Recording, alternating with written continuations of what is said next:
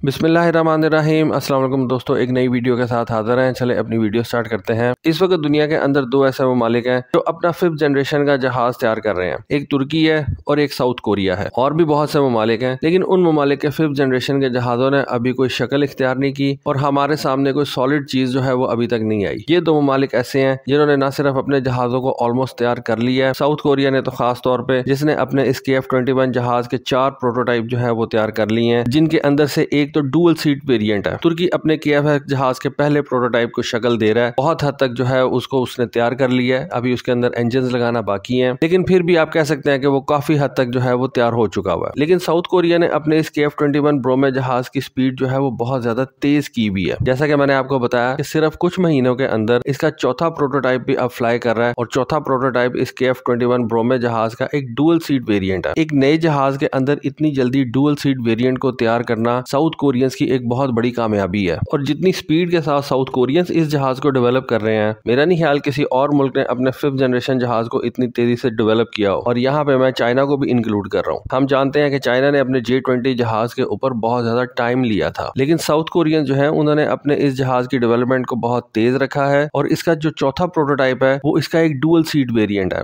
माना यह जाता है कि साउथ कोरिया इस जहाज को 2026 के अंदर अपनी एयरफोर्स में इंडक्ट करना चाहते हैं। प्रोटोटाइप की फर्स्ट फ्लाइट जो कि 2022 के अंदर कंडक्ट की गई थी, फर्स्ट फ्लाइट से लेके इंडक्शन तक सिर्फ 4 सालों के अंदर साउथ कोरियंस का इरादा यह है कि वो इस जहाज को अपनी एयरफोर्स में इंडक्ट कर लेंगे। KF-21 जहाज के प्रोटोटाइप की पहली फ्लाइट 2022 के अंदर हुई थी और 4 सालों में अगर साउथ कोरियंस इस जहाज को अपनी एयरफोर्स में इंडक्ट कर लेते हैं तो मेरा ख्याल है कि ये किसी भी 5th जनरेशन जहाज का फास्टेस्ट टाइम होगा, जिसकी फर्स्ट प्रोटोटाइप फ्लाइट से लेके इंडक्शन के दरमियान सिर्फ 4 साल का वक्फा होगा। इससे पहले जितने भी 5th जनरेशन के जहाज तैयार किए गए हैं, आई डोंट थिंक कि 4 सालों के अंदर उनको जो है वो एयरफोर्सेज में इंडक्ट किया गया है। आइदर वो अमेरिकन हो, चाइनीज हो या रशियंस हो। साउथ कोरियंस KF-21 जहाज के टोटल 6 प्रोटोटाइप्स तैयार करना चाहते हैं, जिनके अंदर से 2 डुअल सीट वेरिएंट्स होंगे। और इन 6 फ्लाइंग प्रोटोटाइप्स के साथ साथ उन्होंने 2 प्रोटोटाइप्स ऐसे भी तैयार करने हैं जो कि सिर्फ ग्राउंड टेस्टिंग के लिए इस्तेमाल किए जाएंगे। यानी कि आप कह सकते हैं कि इस KF-21 जहाज के टोटल 8 प्रोटोटाइप्स तैयार किए जाएंगे। 4 उनमें से जो है वो अभी बना लिए गए हैं। इन 8 प्रोटोटाइप्स को बनाने का मकसद ये है कि 2026 जो उन्होंने अपने लिए एक टारगेट फिक्स कर लिया है कि 2026 तक हम इस KF-21 जहाज को साउथ कोरियन एयरफोर्स में इंडक्ट कर लेंगे। इस KF-21 जहाज के प्रोटोटाइप्स के 2000 से ज्यादा फ्लाइंग आवर्स जो है वो कंप्लीट कर लिए जाएं। और 2000 से ज्यादा फ्लाइंग आवर्स कंप्लीट करने का मकसद ये है कि आप इस जहाज को बहुत ज्यादा फास्ट ट्रैक के ऊपर डेवलप कर रहे हैं। इस जहाज के मेन वेपन्स के अंदर एयर लॉन्च क्रूज मिसाइल शामिल होंगे, हाइपरसोनिक मिसाइल शामिल होंगे, क्योंकि देखिए साउथ कोरिया का जो एडवर्सरी है उसके पास न्यूक्लियर वेपन्स भी मौजूद हैं और साउथ कोरिया ने अपने एडवर्सरी का मुकाबला कन्वेंशनल वेपन्स के साथ करना है। ऑल्दो इस वक्त साउथ कोरियंस जो हैं वो भी न्यूक्लियर वेपन्स बनाने का सोच रहे हैं और उन्होंने अपनी इंटेंट शो कर दी है, लेकिन फिर भी ये इतना जल्दी नहीं हो सकता, इतना आसान भी नहीं होगा। तो as an alternative South Korea अपनी जो कन्वेंशनल फोर्सेज हैं उनको इतना ज्यादा स्ट्रॉन्ग बना देना चाहता है कि वो किसी भी मुमकिन नॉर्थ कोरियन हमले को जो है वो प्रीएम्प्ट करके रोक सके।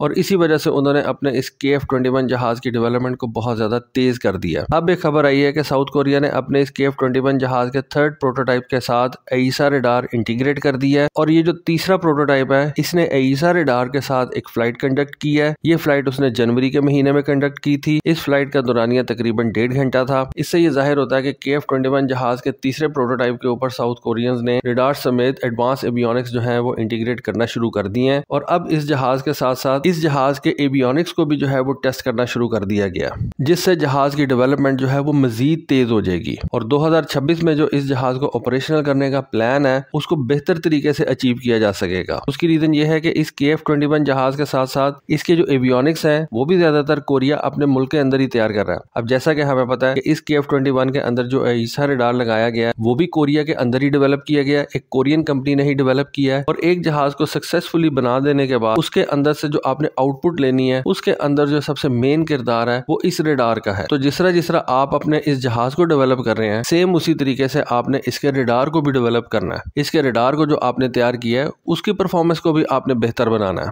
और इस रेडार की परफॉर्मेंस का आपको एक्चुअली उस वक्त पता चलता है जब आप इस रेडार को उस जहाज के ऊपर इंटीग्रेट करेंगे और फिर जो टेस्ट पायलट्स हैं वो इस रेडार को एक्चुअल जहाज के ऊपर इस्तेमाल करेंगे। देखें इस वक्त साउथ कोरियंस के पास ऑलरेडी जो जहाज मौजूद हैं उनके अंदर F-16 का ब्लॉक 70 और 72 वेरिएंट भी शामिल है, जो उन्होंने अपने पुराने F-16 को अपग्रेड करके हासिल किया है। साउथ कोरिया के पास F-16 के पुराने वेरिएंट्स थे, उन्होंने अपने F-16 को ब्लॉक 70, 72 के ऊपर अपग्रेड करवाया, जिनके अंदर ईसा रेडार जो है वो लगे हुए हैं। उसके अलावा साउथ कोरियंस जो है उनके पास F-15 जहाज भी हैं और साउथ कोरियन एयरफोर्स इस वक्त F-35 जहाज भी इस्तेमाल कर रही है। इसका मतलब यह है कि ईसा रेडार की वर्किंग से ये जो साउथ कोरियन पायलट्स हैं वो ऑलरेडी नो हाउ रखते हैं कि वॉरफेयर के अंदर आपने ईसा रेडार को किस तरह से एम्प्लॉय करना है, उसको किस तरह से इस्तेमाल करना है। तो साउथ कोरियन पायलट्स ने जो अपना नॉलेज F-35 जहाज से हासिल किया है या F-16 के ब्लॉक 70 से हासिल किया है, अब वो अपने इस नॉलेज को KF-21 ब्रोमे जहाज की डेवलपमेंट में इस्तेमाल करेंगे और इसके जो सेंसर्स हैं, जिस तरह से ये रेडार हो गया, इसकी डेवलपमेंट में अपना कीमती इनपुट देंगे।